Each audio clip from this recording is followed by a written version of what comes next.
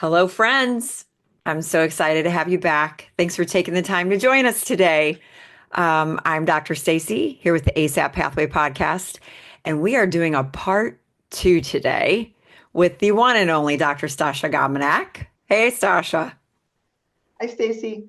Welcome back. For those of you who do not know who she is a neurologist that specializes in sleep and the unique aspects of sleep that not many people are looking at. And if you want to catch up and get to our part one first, go back to episode 35. I do her introduction there. I want to jump in right away because I'm already going to tell you, those of you listening, we're going to have to do a part three because there's just a lot to unpack here, right? Okay. Let me just kind of wrap up part one a little bit for those that didn't listen and want to just dive in right now. So you were on in October and you were talking with us that, most of us have sleep issues because we're vitamin D deficient. We've got excessive use of sunscreen. We've got air conditioning. We've got dermatologists scaring us to death. Um, and we and our kids, we're not spending a lot of time outside in the sun like we did 50 plus years ago.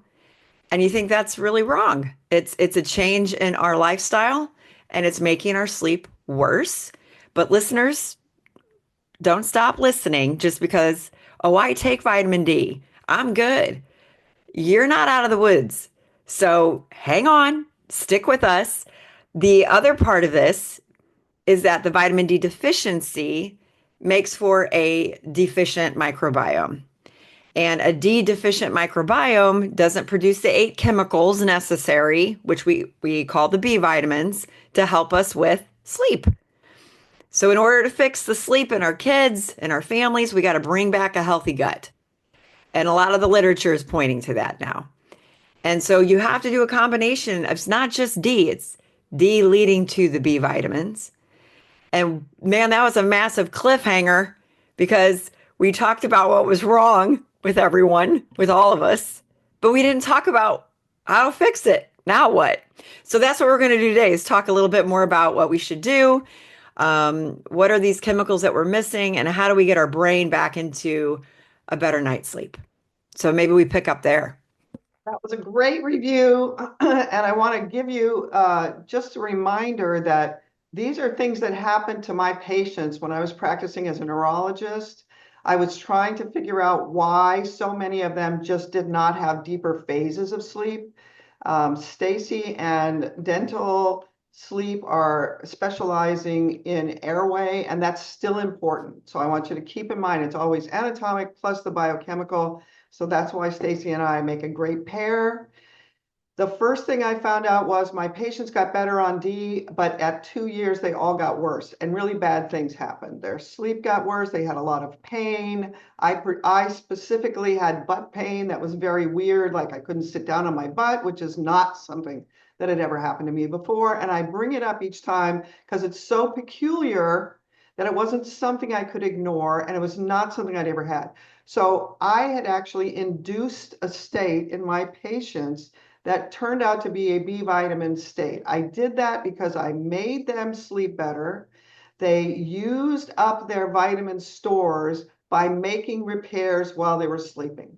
One of the really important things that we have not been taught is the amount of vitamin of whatever kind. Vitamin is just one of the tools that's being used by your brain to make repairs. The amount that you need depends on how deficient you were and how many repairs you're making. If you do not sleep, you don't make repairs. If you do sleep, you start to make more repairs and you actually need more vitamins. This idea that there's a daily recommended dose for everyone is incorrect. It's not very thoughtful, and unfortunately, medicine has dropped the study of vitamins. The study is still there, and there are lots of articles. So what you're going to hear from me is based on scientific articles and actual experiences from my patients that I couldn't really understand.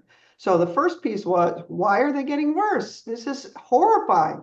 Somebody brings me a book about B5. B5 is called pantothenic acid, and all of the other literature in the internet and in the books about vitamins say vitamin B5 pantothenic acid deficiency doesn't exist because it's in every food. And that turns out to be completely wrong. So my patients were suffering with autoimmune disease, generalized joint pain, several other things that we're going to talk about more in detail, but they were all B5 deficient. We gave back B5 in the dose that was recommended in a book that one of my patients brought me. So I would never have gone to that direction. It's not logical. It's by accident. She drops this book in my lap. I look at it and go, oh, maybe this is what's wrong.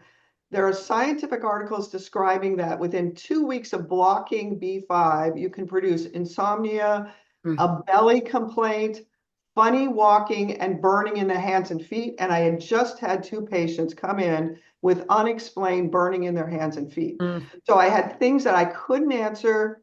I started them on the recommended dose. Unfortunately, 400 milligrams, which is what they recommended in this book and what was sitting on the shelf, made everyone have terrible insomnia. My restless legs got worse. My patients came back and yelled at me. It turns out that the dose has to be adjusted based on how much D you've been taking for how long. So this is a complicated idea set because one of the pieces that are needed to make this particular cure of your sleep is acetylcholine. That's the neurotransmitter that we all become deficient in when we lose our microbiome. And that particular neurotransmitter is what controls our ability to concentrate during the day and our ability to sleep and get paralyzed at night. That means we have daytime problems and nighttime problems, both starting in the middle 80s. And you can imagine this happening in your 5-year-old and what a destructive Mm. thing it is to have one neurotransmitter that runs both attention span and sleep affect both the day and night. So in the background, these are all things that I figured out finally. But when I gave this B5, the only other thing I remembered about bees is you should always give them together. In medical school, the last thing I remember was if you give one bee, you should give all of them. I struggled for several weeks after the patients yelled at me about their insomnia, but ultimately we found out that if you give B50, a combination high dose B complex, all the pain goes away and the sleep gets better. Okay, so there is a combination of two things, D plus these Bs, that fixes a lot of the things that we're currently experiencing. Now, there's a next question, which is none of my patients had changed their diet. Why would they become B deficient if the B vitamins are coming from the food? And that's a second really important idea. This is developing in the GI literature as I'm stumbling through this. And that's a big, unfortunate thing for me because I'm not a GI expert, but I just said, well, they haven't changed anything, but a lot of them have IBS symptoms. And these articles I'm reading are describing that thiamine comes from a poop bacteria and the food. Riboflavin comes from the poop bacteria in the food. Wait, why don't they just say that they're all made by the bacteria in our intestine? That would make a lot of sense. There are 8 of them. Like, why would there be A and then 8 Bs? Maybe these are all coming as a group from the bacteria that grow in our intestine. So when you look at the GI literature, that is already suggested now. It's been coming little tiny bits at a time. Over the last 10 years, more and more people are kind of stepping forward. This is shaking the dogma of vitamins come from the food. They don't really come from the food. We actually make everything that we need if we picture the bacteria as being part of our body, Mm. as an organ of our body. That means if you have the correct bacteria, you are a normal human who's complete, who can use the food that's being transmitted through our mouth. You should look at it as we supply the food. We go out and we do things and we plant stuff and we kill animals and we put it in our mouth and we feed these bacteria, and the bacteria supply all sorts of things. Those 8 Bs are just the beginning. I just wanted to jump in right there because we had a conversation last night about this topic. And you said something to me that rocked my world a little bit because we were talking about how important, and you've always said this, Stasha, Our gut microbiome, it really is its own, organ, and we are walking around with organ failure. Most of us are. And we wonder why we can't sleep, we can't function. And we have all these disorders and conditions, like you said, that don't make any sense. And we call them crazy names because we don't know what they are. And they didn't pop up really until the mid 80s, late 80s. But you said something last night that we look at these bacteria like, I mean, we need them and we are realizing how much more we need them. But like you said, we are the hunters and gatherers and we're going out, we're getting this food to provide nutrients for these bacteria. So these bacteria can sustain life for us. And it's kind of like we were talking about the show Last of Us, like, who's controlling who here? Like these bacteria are so important that if we don't have that entire microbiome, that ecosystem basically of all the bacteria that we need, we're just walking around. We're not completely, fully our optimal human selves that we were supposed to be. And so the bacteria help us sleep, help us think, help us with behavior. I mean, these bacteria bathe our brains And with appetite. an appetite. Yes, like every human aspect that makes us human, thinking, executive function, sleep, behaviors, sex drive, all of it comes from these bacteria. We need them. Yes. I didn't Yeah. mean to interrupt. I just love that conversation we had last night. It was kind of like, well, who's really controlling who here? Like we think, oh, we're the person controlling the bacteria. It's like, no, no, no, no, no. They're controlling us. If we think, and there are scientific articles that show there are certain species that secrete these small chain fatty acids that go up into our nose and make high fat, high calorie foods smell better. So there are these little pieces of information that are in the microbiology literature that when you see it through this bigger lens, it means, oh, your appetite, your need for wanting certain kinds of foods are being affected. We now have literature that says if you get a fecal transplant, you better pick your donor to be a skinny person. If the donor is a fat person, you'll become fat. If the Yes. donor, so that means this has such a ripple effect. Now, the next the next bumpy part is how do I bring back my microbiome? Because what's been said is that the probiotics will do that. And that is actually wrong. And I was spending 30 bucks a month on probiotics and it wasn't helping. And so were my other IBS patients.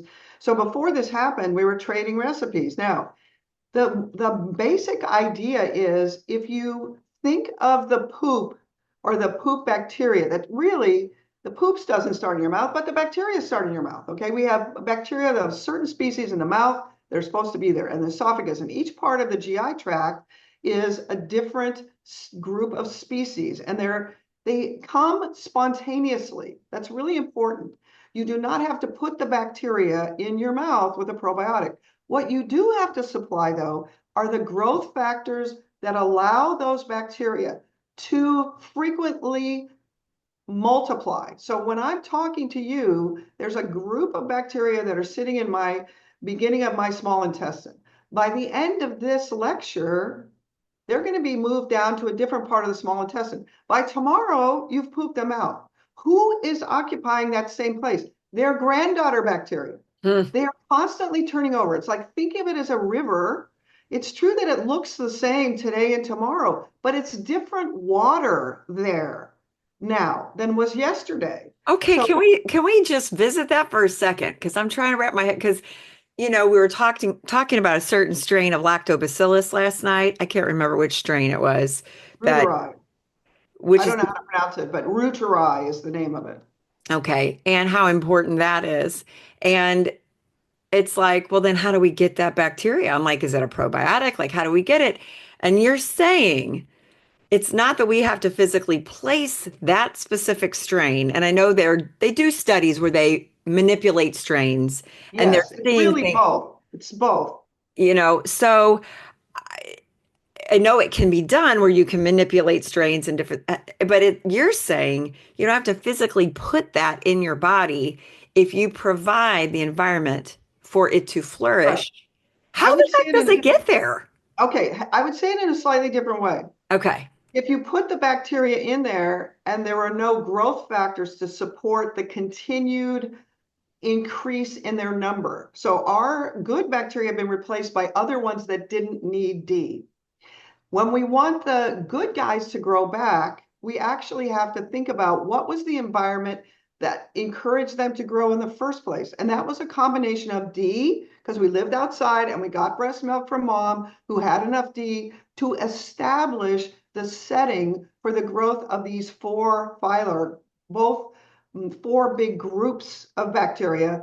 They need D, but they also trade these 8 chemicals. That means you have to recreate that B vitamin soup and D. Those are the requirements.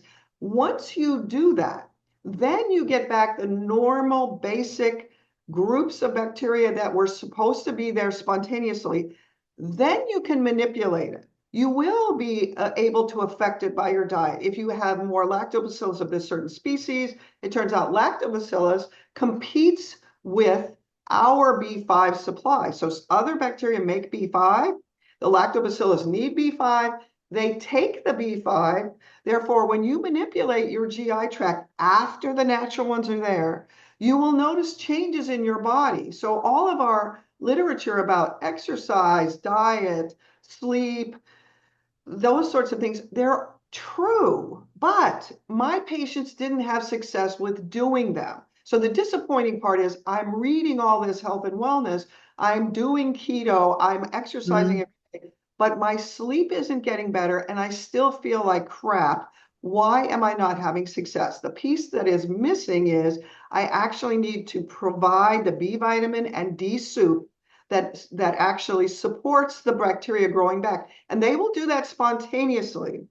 Then you have to know how long it takes, how much, what your D level has to be in your blood, and what sort of dose of the Bs you need. That piece is really important because we are absorbing some of the Bs, but we are also letting the bacteria have enough in the tube for them to have what they need to grow. So you have to get up into a higher dose. Also, those same doses that help the bacteria change our nervous system.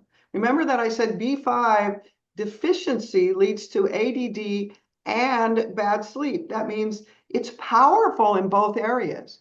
That means if I take too much of that chemical, I won't be able to sleep. That's what happened to my patients. Mm. That is not a concept that is in the literature anywhere, but it is very common. That will also mean you will become unfocused and confused during the day. So people who are seeking to get better, if they don't get the dose just right, if they jump from too little to too much, they won't notice any improvement. Then you have to have this concept that over that 3-month span that I mentioned, your bacteria are growing back. No one has actually measured how much of each of these 8 cofactors the bacteria are making for us. But it turns out if you have a normal microbiome, you're just a normal human. You don't have ADD, you sleep normally, you don't start getting sick till you're 75. We know that because there are other humans who have lived that way. They Mm. also are not allergic to wheat. They don't have gluten enteropathy. They don't get problems with dairy. Humans have used dairy and wheat for 300,000 years. That means we have changed, not, oh, the planet has changed. We have changed. We were naturally supposed to have the bacteria that made us able to do dairy and do wheat without dangerous things happening. To get those guys back and really go back to the best that we could be, we need this regimen of 2 things. These are very complicated ideas. I prefer to teach it as a belief system because each person within this pathway is unique. Their deficiencies, let's say that you've had a sleep disorder for 20 years. You have a son who's just born 2 years ago. That kid has not been alive 20 years to have profound deficiency states as bad as yours. And then you have to kind of figure out what are the things I should follow to get my kid sleeping better. I think the reason why I saw things get better in my practice that made me want to have this website and come and do lectures was I saw things get better that have never gotten better. I was practicing for 25 years before this has happened to me. I think the reason why I saw those things was because I was so focused on sleep. You and I are both now complete sleep maniacs. It is not enough to give people vitamins. Vitamins are not the cure. The sleep is the cure. When you're sleeping and you get into a healing phase, you use the tools, which are the vitamins. What Stacy and all dental sleep are doing are making sure that you can breathe and Yeah. stay in deep sleep. The second part is, do you have the chemical tools to get those repairs done? We're trying to reverse something that doesn't actually reverse itself in the current environment. Well, this is why, I'm beating the drum in my community because it's very much heavy.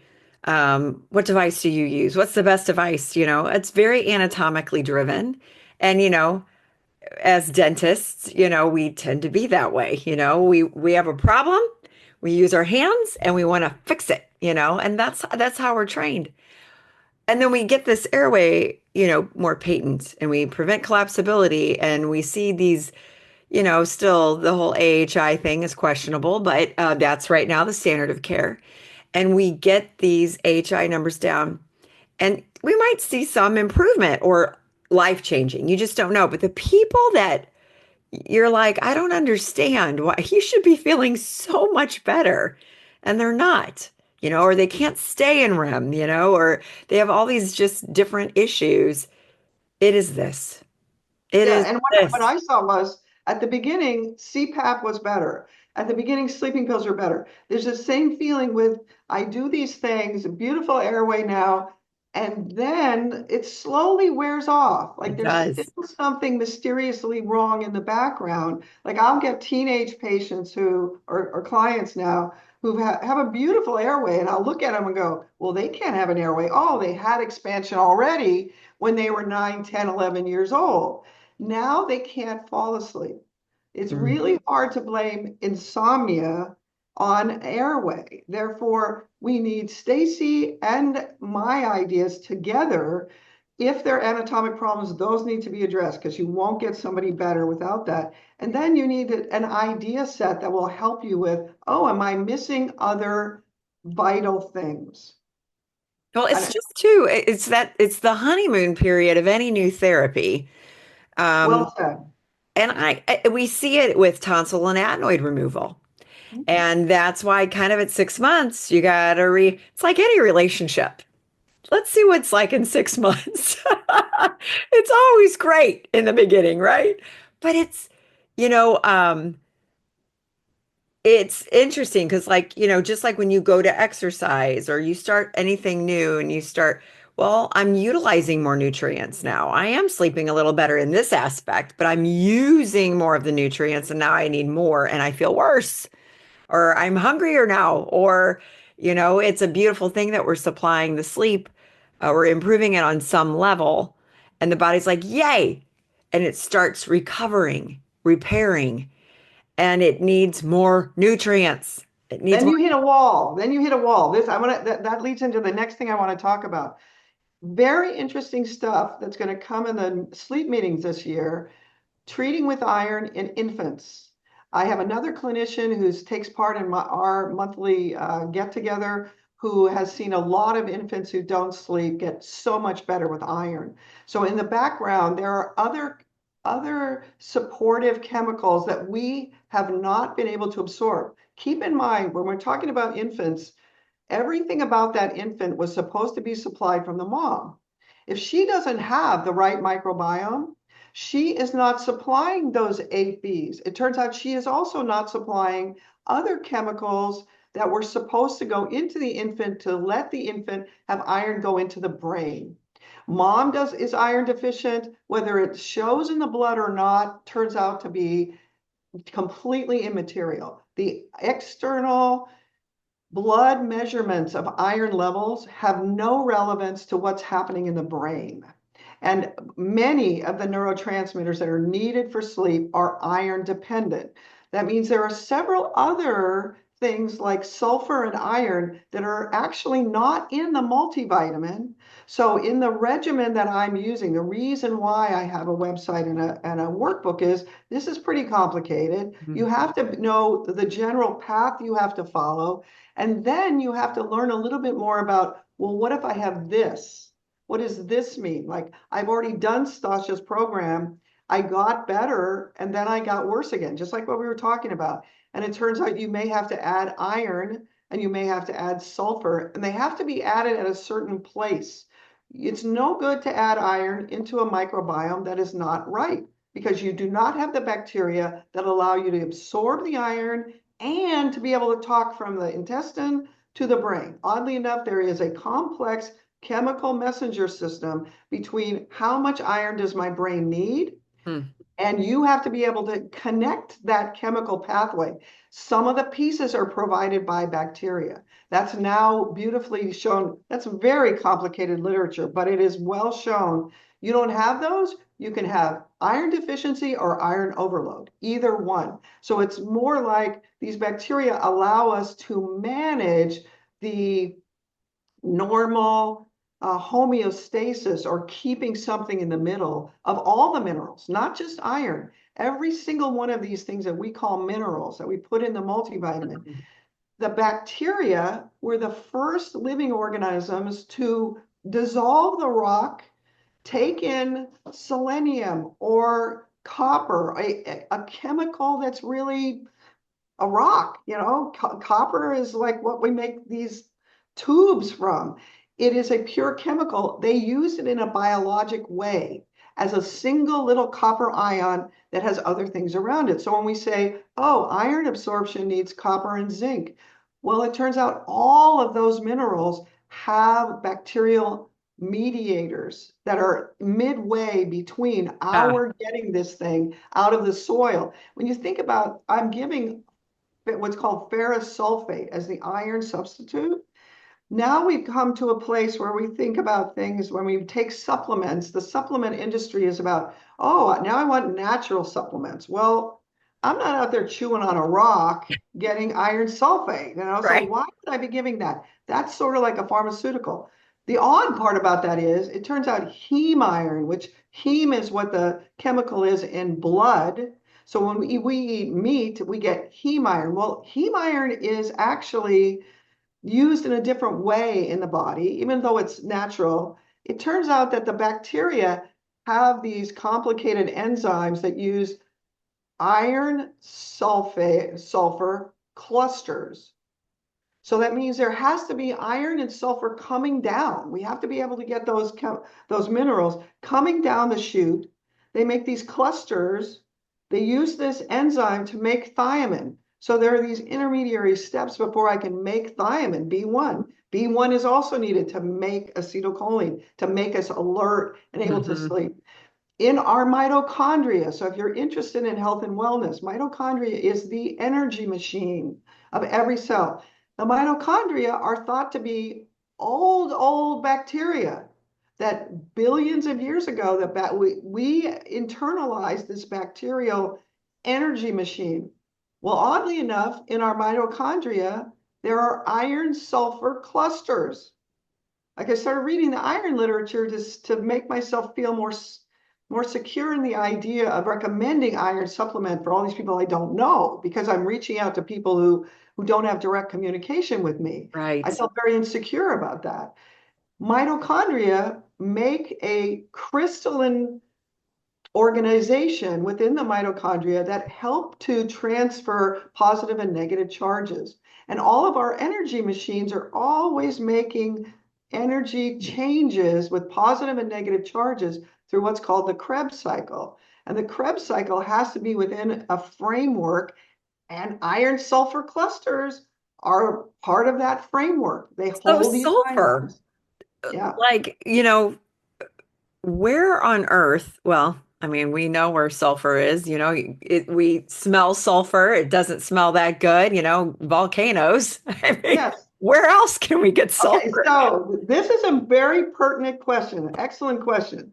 My only problem that I had before I got into this stuff was at age 35, I began to realize that one, I couldn't really eat meat anymore because I wouldn't dissolve. That meant my D was so low, I didn't produce acid in my stomach that would dissolve meat.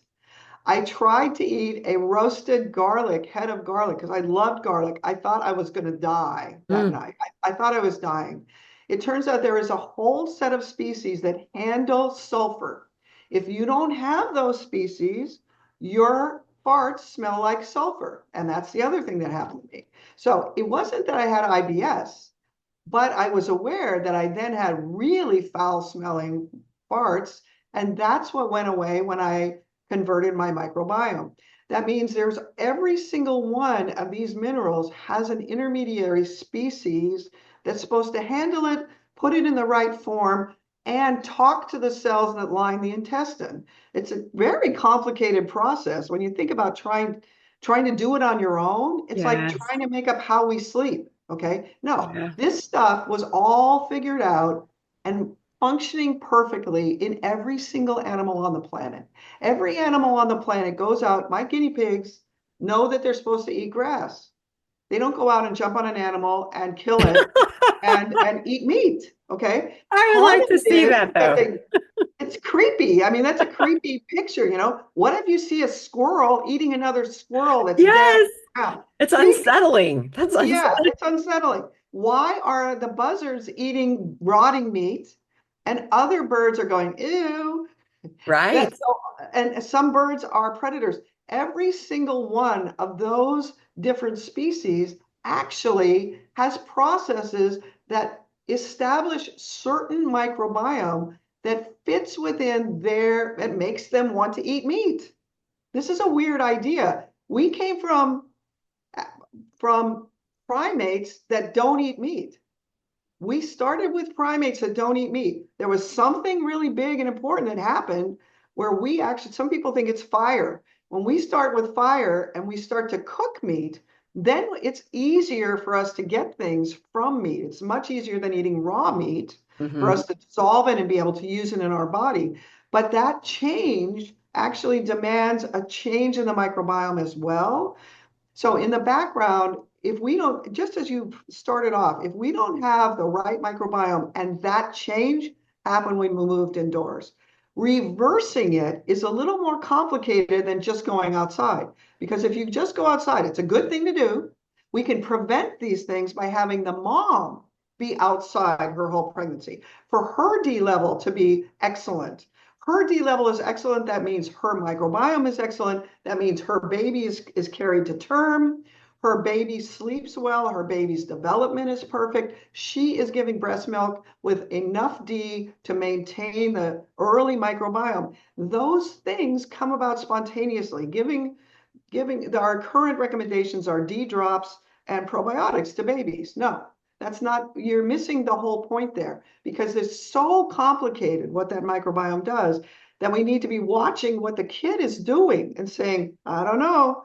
To me, this doesn't look like good sleep. They're waking up 3 times in the night. When they're 6 months old, they should be Mm. starting to sleep through a little bit. So there are aspects to this and using them in your children where the prevention is so much easier than when you talk about somebody who's had a sleep disorder for 20 years, who has hypertension and high cholesterol and sleep apnea. Those are all diseases that were not supposed to happen. They've been coming on for 20 years, even if the person's only been treated for 5. That means reversing it, you have to be patient. You have to be focused on the long game. You have to be focused on the fact that I give these tools and I have to get into deep sleep. I'll stop babbling there. Oh, no, we talked about this last night. This is complicated, but necessary. And just because it's complicated, and again, too, we're trying to reverse engineer some problems here. Yes, And very that's dangerous and needs a lot of thought. it does, and trial and error. And Yes. because nobody is really talking, I mean, I will say the mumblings are happening and we're starting to see more gut health discussions. But just because it's tough, just because it's a tough discussion, doesn't mean we shouldn't have it. And so, for those of you, I mean, we have clinicians listening. We have, everyday people, the everyday person right now listening. Yes, there's a lot of biochemical discussions here, but it has to happen. And hopefully you have a physician in your life or functional medicine, nurse practitioner, concierge doctor, primary care, whoever. Ideally, some endocrinologists get on board with this. Because man, they really understand this stuff. Don't Uh, hold your breath. I know. The problem with medicine is the endocrinologists don't know GI medicine. The GI medicine don't know endocrinology. That is what's so weird about this is dentists are very open to these ideas. The MDs, like, no, it has the vitamin word. But you It's are so absolutely funny. Go ahead. What were you going to say? you're right that the functional medicine people and the naturopaths are more likely to be willing to go along with these ideas. But the reason why I have a website and many interviews like this is the ideas are quite complex and they're big, but they are so incredibly powerful. I saw my patients cure myasthenia gravis in an Ugh, 80-year-old guy, where I could finally take away the immunomodulating drugs. That doesn't happen because of vitamins. It's not the miracle of vitamins. It's the miracle of when you sleep normally, the brain knows what to do for your immune system to get it back to normal. It can actually bring that person's immune system back to the way it was 20 years ago, but it takes a lot of perfect sleep over time. I saw people with epilepsy use fewer drugs. My patients with headaches, which are one of the most refractory parts of this, you get their sleep better. They do not respond to vitamins. They respond to my sleep is now very clean. I get into REM. I get 2 hours of REM every night for months in a row. Yes, it's complicated idea set, but it reverses things that I never saw get better. We in medicine, we wait until something falls apart, your arm falls off, and then we give you a fake arm. We just replace your hips. it's very reactive medicine. Yeah. It's very, and even dentistry, I've had some people on the podcast, who are very prevention based. But here's the problem. Medicine and, dental medicine and traditional medicine, they do not pay physicians for prevention. They pay for reaction. They pay to fix the hole, fix the break, fix the crack, fix the heart attack, fix the cholesterol. But you're not going to make a living with prevention in traditional. So you're seeing more dentists and physicians pulling themselves out, like yourself, pulling themselves out of the hamster wheel. I have an interview coming up with a pediatric sleep doctor. She did the same thing. She pulled herself out. I can't wait to talk to her. But if you want to help people, and she's becoming a coach as well, because she's like, Yeah. it's the only thing I cannot help people in the system. And I can't, They don't pay to and teach. They don't pay to teach. In fact, all of us need to learn these ideas, a different way of thinking, and then live the next 20 years within those idea sets. yes. Yeah. So, okay, the person listening right now, well, I take vitamin D and I mean, okay, you're not out of the woods. I commend you for at least being open to vitamin D because not everybody is, but you really have to educate yourself on the why. Why am I taking this? How much do I need? And like you said, you got to have at least 3 months of those B50s, or if you're a kiddo, B25, or hey, with infants, are you having to add in I know you're adding in the iron, and I'm seeing that too with little kiddos, toddlers. And it's interesting. I had Dr. Shalini Paruthi. She is a pediatric sleep doctor. Well, she's a sleep physician, sees adults and kids, but I was sending my kids to her a lot in my practice, and she's amazing with restless leg and staying on top of things. But she was doing all the supplementation protocols for me. I wasn't comfortable doing the supplementation protocol. And like you said, just because the serum level is this doesn't mean the brain level, it doesn't mean it's crossing that blood-brain barrier. But in most of the kiddos, the ferrous sulfate supplementation, these parents were calling me going, I have a different kid. Um, which is so interesting. And I saw the white paper recently talking about, and I talked to a pediatric sleep physician here in St. Louis, and he said, what's interesting, what's coming out in the next year is we're really focusing more in pediatric sleep on the restless child in sleep. This is I want to say the word epidemic, but it's a problem. It's a pandemic because It's this a is happening pandemic. around the globe because the moms are not providing the right amount of things and humans don't really know what the right amount is. That's the point. We don't, all of this happened spontaneously when we lived outdoors.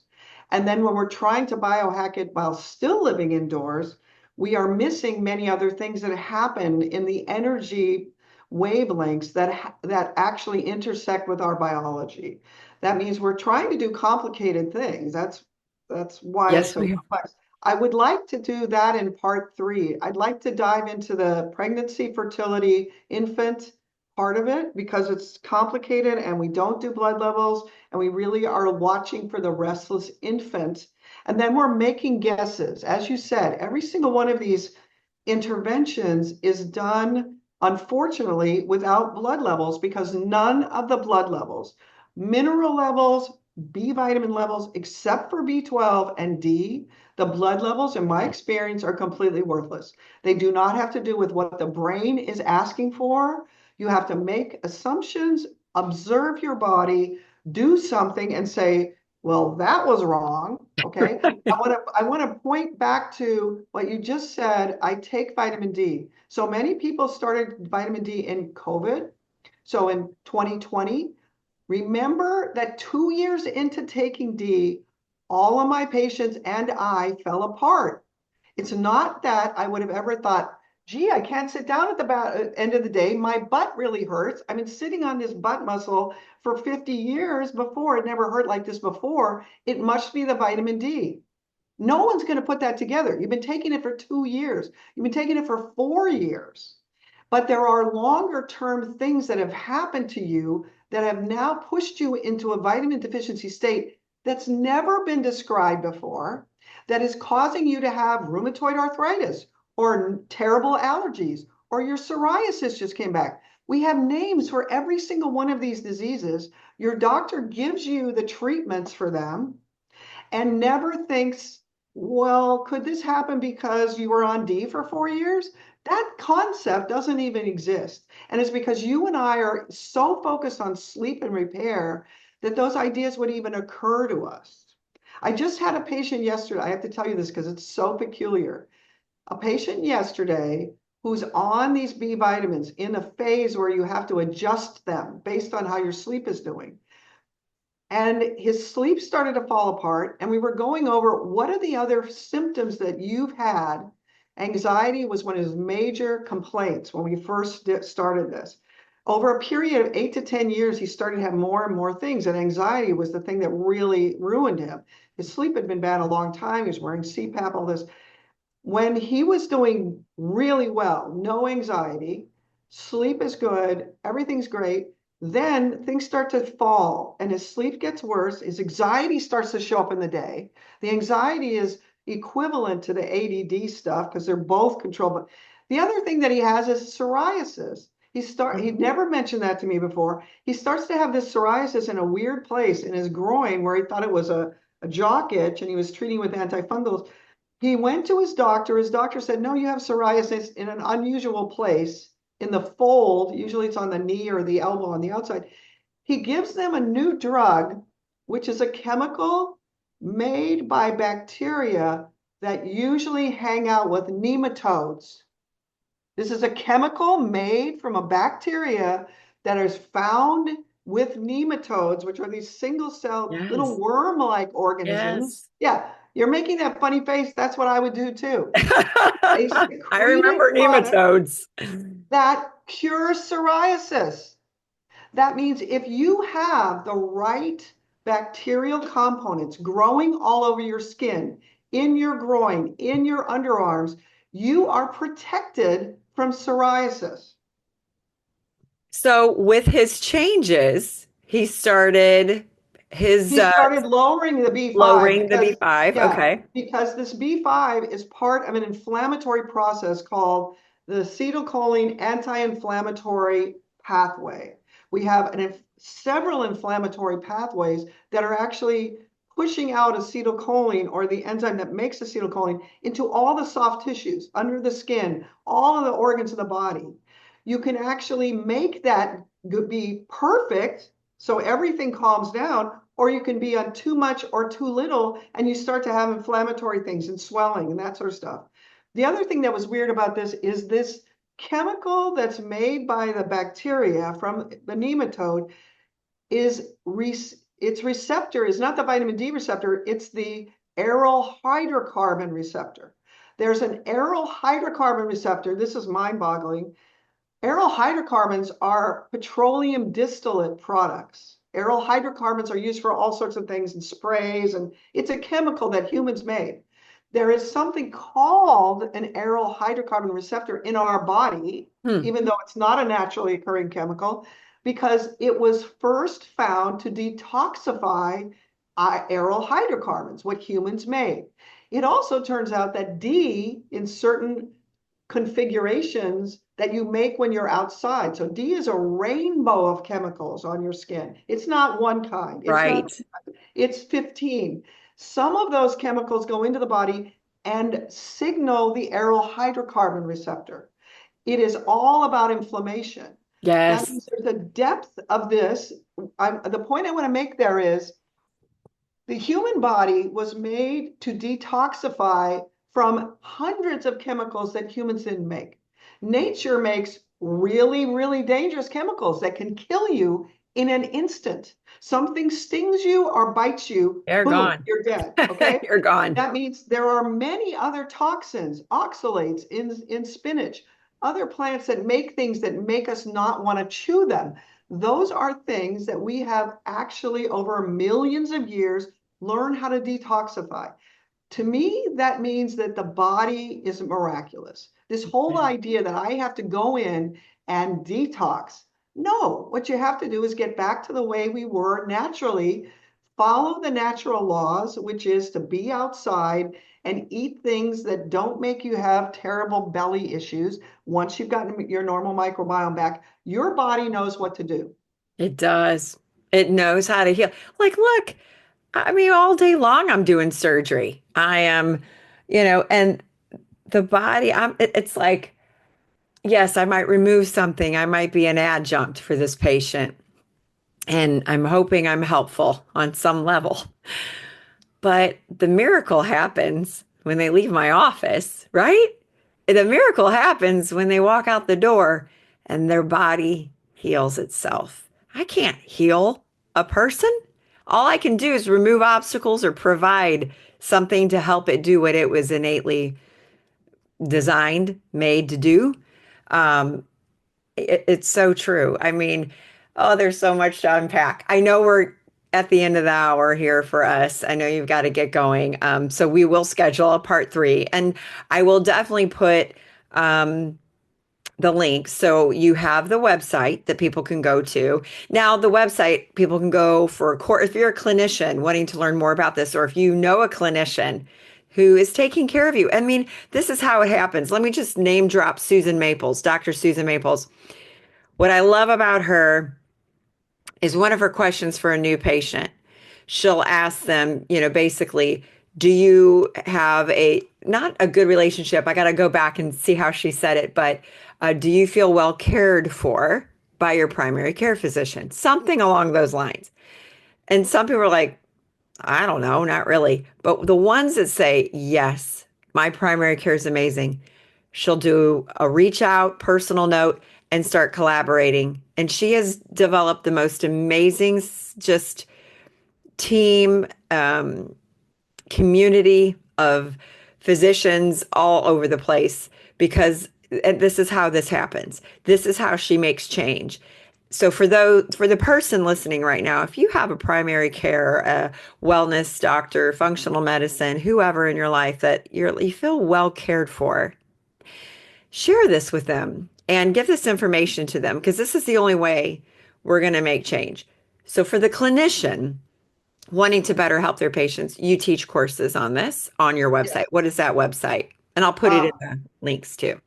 Dr. Gominak, no dot after the dr, is the website. And And there's Gominak lots is, of educational help on that site, but written material. I want to tell you about something I'm really excited about, which is we've over the last 6 months made what are called sleep chats. And they're 5-minute videos. Each one of them just address one question. They're all available on my YouTube channel, which is YouTube at Dr. Stasha Gominak. And if you just type in right sleep and Gominak, you'll get to my site. But they're little tiny packets so that if you're trying to introduce this to someone, you can start at the beginning and we talk about things that are not complicated compared to this. Okay, it's taken apart. What's a sleep dentist? Why do you think we sleep? What is healing? Why is healing happening in sleep? So each one has a little separate discussion that's very short. and this for me, I'm shouting out here to my fellow dental sleep medicine colleagues. If all you're doing is trying to keep a tube from collapsing and you want to call yourself a sleep practitioner, you're missing it. You've got to educate yourself. You've got to find physicians that you feel comfortable with blood work, potentially supplementation, or, work to create that with someone in town. Hey, let's go on this journey together. I don't know enough. You don't know enough, but maybe together we can learn how we're going to do this for our patients. And Go ahead. the other thing that I've tried to do is when the dentist doesn't feel like they want to go deeply into how to do this, and the problem is you guys don't get paid for teaching either. I've tried to make my website self-contained enough that the person going there can teach themselves. You buy into what's called the Right Sleep program. Once you feel like this is what you need to do, you get a workbook that comes with a Facebook group of people, a private Facebook group where you can talk to group where you can talk to other people who are doing right sleep. 3 years worth of recorded Q&As. And these videos we're going to talk about next time about children and fertility. So you have lots of support available to you on my website. So if your clinician wants to send you there in addition to doing the anatomic stuff, you have somebody supporting you. Oh, I'm so thankful for you. Thanks for asking me, Stacy. This is Well, I mean, I'm just thankful. I'm thankful you're curious. I'm thankful that you have an inquisitive mind and that you went on this journey because we're all benefiting from the journey you've been on. And look, I love when Brene Brown says this. I'm going to try not to botch it too bad, but she's like, I really don't even want to hear from you unless you've had your butt kicked in the arena, And you've had your butt kicked in the arena of medicine. It's hard to be the person saying, wait a second, this is different, and stepping out and having your patients have faith in you to go on this journey with you. And it's, very humbling because your patients think you know everything. But if you can just be authentic, I think patients don't want to hear that you know everything. They just want to know you care and that you're going to walk alongside this journey with them. I think more people are just wanting that. yes, I The completely agree. doctor walking in the room with know it all and Yeah. I think and you're that kind of practitioner, so I'm thankful for you. So we will have a part three, everybody, and we're gonna figure that out when we get off here. But I've got my three questions that are just, again, nothing to do about anything in particular. But one, we got summer coming up. What is your favorite summer destination? Mexico, we're going next Oh, week. oh, you're going next week. How Yeah, fun. How long are you going to be there? 2 weeks. 2 weeks. Ooh, good for And we're going you. to Central Mexico. We had a house on the Caribbean coast in Mexico. And I love Mexico. I love Mexican people. I think they are the coolest. They have Salt of the earth. a love of life and Yeah, their cultural appreciation of society, of community, and how to enjoy your life. agreed. They know how to enjoy life. Mhm. Okay, ready? Ice cream or popsicles? Both. Oh, that's a good answer. I love the little Mexican paletas that are, What are like those? coconut. Paleta is the word that they use for popsicle. It's like a little palette. It's shaped like a flat thing. And so they come in mango and coconut. Mm. Really, those are very popular in Mexico, and they make it out of the fruit that's right there. So they also have a big appreciation for tropical fruit, and they use it in ways that we don't here that I love. See people selling pieces of mango with some lime on it on the street. It's wonderful. That sounds delicious. It sounds refreshing. And I'm thinking too, I think you're going to get quite a bit of vitamin D absorption, hopefully, Yes, in the next 2 weeks too. living outdoors is part of Yes. tropical. There's a reason why the great societies on our planet started around the equator. So the Mayan is building pyramids at the same time that the Egyptians are. And if you look at where that is, it's in an area where people were living outdoors because it was warm enough and they got to be the pinnacle of what humans can be. Well, and we are now seeing, certain conditions like MS definitely have a, non-equatorial bend to Yes, them. yes. So, okay, last question. What did you want to be when you grew up? When you were little, like what did you want to be when you grew up? If you tell me a neurologist, I'm gonna go, "Whew." No, no. But I'm reading some books right now that are going back to what it was like for women in the 60s and the 50s. So Oh, I was born in 1955. That means when I'm 10 years old, my only opportunities to be treated like another human instead of being treated like a stupid servant is really in science. And so a lot of my motivation was more about I'm sorry. I don't want somebody bossing me around, some man. It was more about my general attitude. So I wanted to be a scientist, oddly enough. I wanted to be Marie Curie, I thought, and in actual fact, at the time that I went to medical school in the late 70s, medicine was one of the few places that didn't. I was in McDonald's. I was working for McDonald's as a food chemist. And we went to their office in Chicago. And the women were all on the inside of the building. The men were all in window offices. And I was like, screw this. I'm not doing business. They're going to treat me like I'm a slave. No, thanks.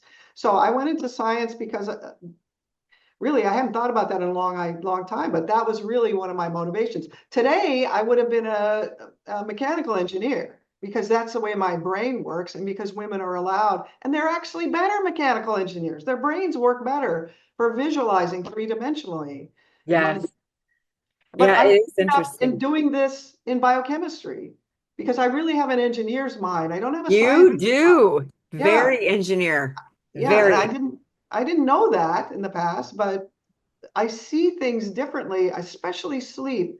I look at it in a slightly different way, which is, well, if we had to do this, how would we do that using these tools? How is Well, the what did brain we going to just do that? say? We're Exactly. reverse engineering, right? And that's your engineering. So, you know what?